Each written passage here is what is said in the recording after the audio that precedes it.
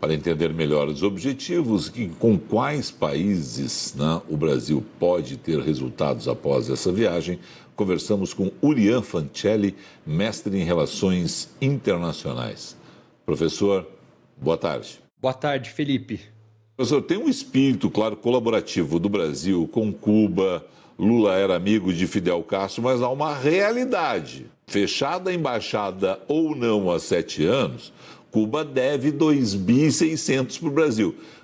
A gente tem que cobrar essa dívida, a gente vai pegar e esquecer essa dívida. Como é que faz nessas relações internacionais? Porque é muito dinheiro, professor. Exato, Felipe. É o que o Brasil deveria fazer, né? Se o presidente Lula, se ele não quiser ter um custo político muito alto, é o que ele deveria fazer. Vamos lembrar até que nas eleições do ano passado, durante a campanha, ele fez uma das poucas críticas que ele fez a Cuba ao longo dos últimos anos, foi no período eleitoral. Então, isso mostra que para a população brasileira pesa muito, é muito dinheiro. A gente está falando ali de quase 2 bilhões e 600 milhões de reais que poderia ser aplicado no Brasil. O presidente Lula aproveitou esse discurso para pedir o fim dos embargos dos Estados Unidos a Cuba. Grande parte da cúpula do governo atribui a esses embargos o fato de Cuba não ter conseguido pagar essa dívida ao Brasil até hoje. Então, eu até considero isso que aconteceu, esse discurso do presidente Lula em Cuba, uma prévia daquilo que a gente vai ver na Assembleia Geral da ONU quando ele for para Nova York. O presidente Lula, o senhor imagina que vai ocupar o espaço que é do Brasil, tradicionalmente, para fazer um repique do que ele falou lá sobre ilegalidade do embargo? Ele, nos Estados Unidos, mesmo que seja na Assembleia Geral da ONU, né, que ali é considerado um território neutro, mas o senhor imagina que ele vai tocar nesse assunto no território americano dessa forma? Eu acredito que é algo que ele poderia fazer sim, não pode ser 100% descartado, porque, primeiro, o presidente Lula já pediu isso ao Joe Biden naquela visita que ele fez em fevereiro. Eles fizeram uma reunião que era para ter durado 1 hora, acabou durando o dobro do tempo, então ele já vem pedindo isso aos Estados Unidos. O presidente Lula tem se colocado também como um grande porta-voz do Sul global. Isso em todas as viagens que ele fez. Agora no G20 foi a mesma coisa, na cúpula do BRICS, que aconteceu na África do Sul também. Então, é um posicionamento de proteger aqueles países que não se sentem representados, que estão ali em uma situação mais vulnerável, e ele consegue ter o apoio de grande parte do mundo, que tem, sim, uma crescente insatisfação com a maneira como as instituições atuais, como o FMI, o Banco Mundial, a própria ONU, são compostas atualmente. O Antônio Guterres, que é o secretário da ONU, vai fazer uma reunião bilateral com o presidente Lula em Nova York, e ele mesmo tem reconhecido que há uma necessidade para se reformular essas instituições internacionais. E a gente vai ver bastante o presidente Lula batendo nessa tecla. Eu só acredito que o presidente Lula ele tem que ter muita cautela para fazer isso, porque é completamente legítimo a gente questionar essas instituições, a maneira como elas são organizadas, porém, isso não pode ser feito de maneira oportunista. O Brasil tem que fazer isso, tem que fazer essas críticas, levando em conta aqueles argumentos reais, sem parecer que está questionando só para se autopromover. Que é o grande risco desse momento, mesmo que muitas vezes parece que é o que está tentando, né, o presidente Lula conseguir não um espaço para o país, mas uma promoção para ele, né, tentando aí levar uma nova imagem para o planeta depois de tudo que aconteceu no Brasil, inclusive a prisão dele. Professor, esse G20, né, agora comandado pelo Brasil, ele dá que alçada para o presidente Lula? Ele consegue levar esse discurso ao planeta inteiro? Como é que ele deveria se comportar? Temos exemplos aí para dizer, olha, no passado aconteceu assim, assim, assim, a mensagem foi entendida? Ô Felipe, antes de responder a sua pergunta, eu só gostaria de comentar algo que você disse agora sobre o presidente Lula ter bastante cuidado. Eu acredito que, se ele for muito bem orientado, ele deveria focar nas pautas ambientais. Eu sei que é legítimo, como eu disse, você questionar as instituições atuais, mas no meio ambiente é algo que aí não teria erro. Essa é a pauta que poderia trazer o protagonismo que o Brasil tanto busca lá fora. Agora, respondendo a sua pergunta sobre o G20, vai ser muito desafiador, não quer dizer que o G20 não tenha alcançado resultados até hoje.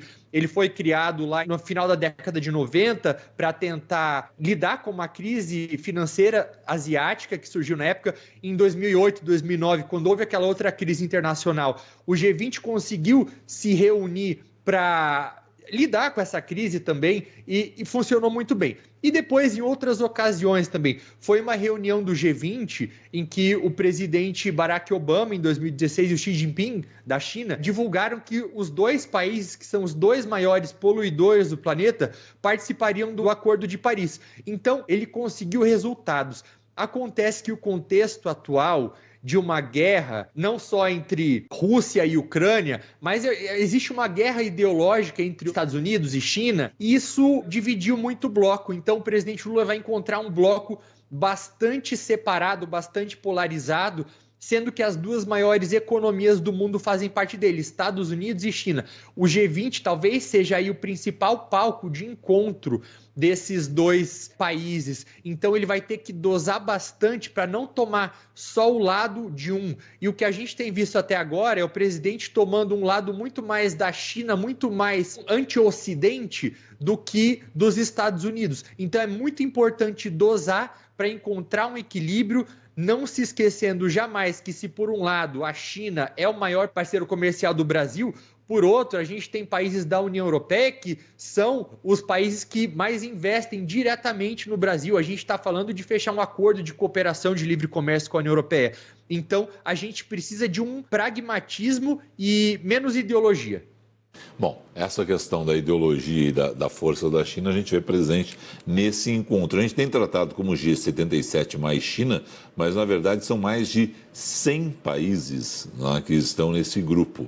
E a situação ali é uma situação de a China buscar mais protagonismo, né, no cenário mundial, com parcerias com esses países. A gente tem lembrado aqui a construção dessa rota da Seda Nova pela China, né? A gente acompanhou na reunião do G20 o encontro de Biden com o presidente da Índia, né?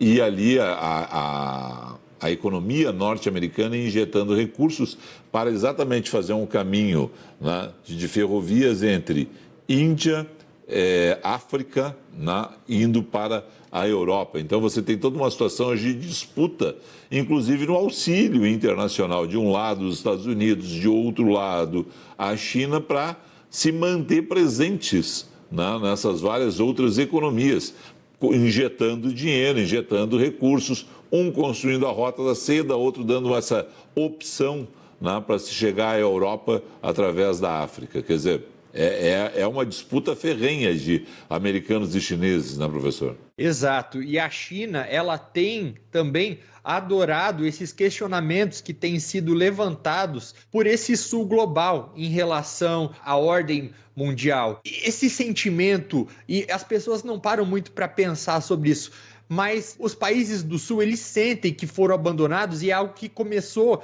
a piorar depois da pandemia, quando houve aquela reunião do G20 para criar uma estratégia para transferir vacinas para os países mais pobres, e a gente viu ali alguns dados que na época eram assustadores. Enquanto você tinha, às vezes, 97% de um país desenvolvido vacinado, as vacinas mal tinham começado a chegar no resto do mundo. Então, foi um momento em que foi meio que cada um por si, e os países pobres sentiram isso. Sentiram de novo quando viram a postura do Ocidente em relação à guerra na Ucrânia, com pessoas de vários países da União Europeia acolhendo, inclusive dentro das suas próprias casas, refugiados ucranianos, ao mesmo tempo em que pessoas de outros países que também enfrentavam guerras, conflitos internos e acabavam se refugiando também na Europa, não sentiam o mesmo acolhimento.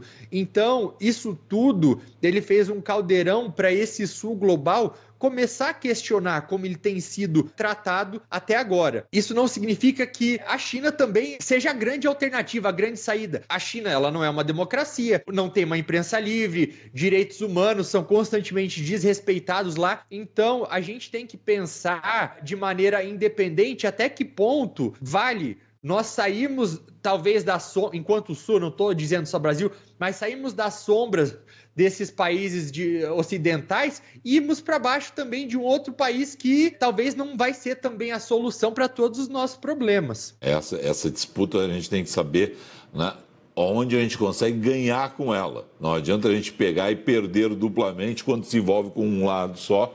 Né? Os dois são grandes compradores de commodities brasileiras, a gente tem aí que fazer uma boa negociação, é isso que interessa quando a gente fala de comércio exterior.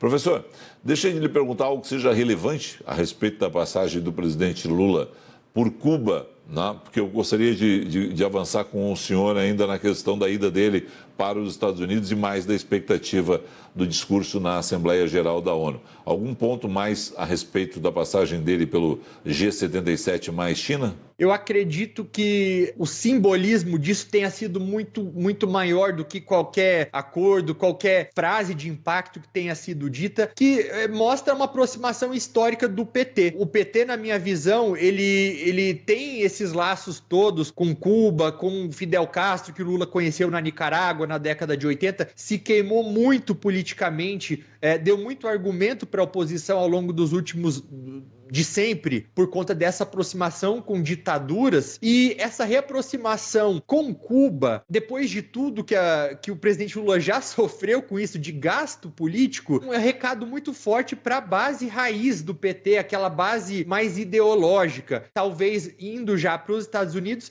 a gente vai ver um pouco mais de moderação no discurso, mas eu vou deixar com você, Felipe, para fazer a pergunta exata. A gente já avançou um pouco a respeito da expectativa, né, em relação à abertura da Assembleia Geral da ONU, que tradicionalmente é feita pelo Brasil, né, e a gente já falou na questão dos Estados Unidos. O senhor imagina que ele vá, né, realmente dizer, olha, está demais a questão do embargo ilegal, ele vai bater nisso. O senhor já indicou que ele deveria falar de meio ambiente. O que mais? Onde é mais nesse momento que o presidente Lula tem que focar? Porque é o discurso que dá mais atenção para o Brasil em nível mundial a cada ano, a abertura. O Brasil tem a possibilidade, nem sempre consegue, mas tem a possibilidade de pautar o debate mundial, né? Deixar forte, é a abertura, né, da sessão. Então é sempre interessante, né? O primeiro a falar, o pessoal está mais atento, né? É um prêmio de consolação que o Brasil recebeu quando as Nações Unidas foram fundadas na década de 40, que ele sempre poderia ter esse privilégio de abrir as sessões. Então, o presidente Lula deve, de alguma maneira, tentar apagar aqueles incêndios que foram criados nos últimos 4 anos, com algumas das posturas ambientais do ex-presidente Jair Bolsonaro. Então deve sinalizar, sim, protagonismo dessa nova pauta ambiental. Não é à toa que ele está levando, entre vários ministros, a ministra do Meio Ambiente, Marina Silva, também. Então ele vai falar que o Brasil voltou, que o Brasil agora vai cumprir seu papel, vai cobrar com certeza, isso ele já fez em Cuba, aquele dinheiro que foi prometido dos países ricos para financiarem os países em desenvolvimento a cumprirem suas metas, que é um valor de mais ou menos 100 bilhões de dólares anualmente, que até hoje não foram repassados. O presidente Lula deve falar das instituições internacionais também, deve questionar o FMI, o Banco Mundial, o fato de que talvez eles não serem mais tão representativos. Ele tem apresentado o novo Banco de Desenvolvimento. Hoje quem ocupa a presidência desse banco é a ex-presidente Dilma Rousseff. Deve apresentar essa instituição como uma alternativa também, deve criticar o Conselho de Segurança da ONU, porque o que o presidente Lula ele busca bastante, e é aquilo que eu falei, Felipe, sobre talvez ele tenha que tentar não parecer oportunista, mas ele vai querer defender uma entrada do Brasil, assim como de outros países, no Conselho de Segurança da ONU como membro permanente. O Conselho ele vai estar meio desfalcado, porque o único líder que vai estar presente na Assembleia Geral da ONU esse ano, dos 5 países que fazem parte como membro permanente do Conselho de Segurança, é o Joe Biden. O Rishi Sunak, que é o primeiro-ministro do Reino Unido, não vai estar presente, o Emmanuel Macron não vai estar presente, o Xi Jinping não vai estar presente também, não vai mandar o chanceler também, o ministro das Relações Exteriores. Quem vai representar a China na Assembleia vai ser o vice-presidente do país, que tem um papel muito mais simbólico, sem o poder de qualquer decisão. Pode ser que o presidente Lula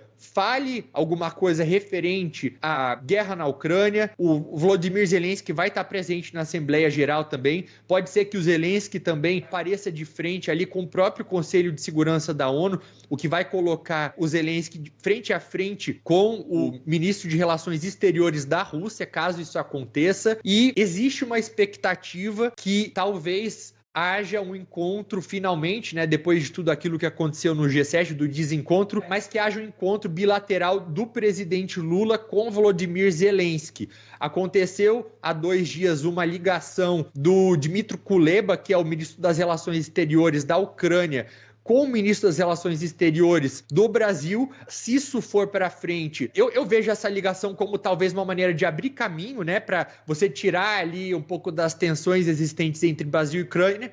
Mas se isso acontecer, o presidente Lula vai estar no caminho certo, ele vai pavimentar caminho para que o Brasil ocupe essa posição de talvez mediador que o presidente Lula tanto quer nesse conflito internacional. Porque até agora o presidente Lula tem colocado o Brasil mais do lado da Rússia. Então, encontrar com Zelensky seria algo muito positivo.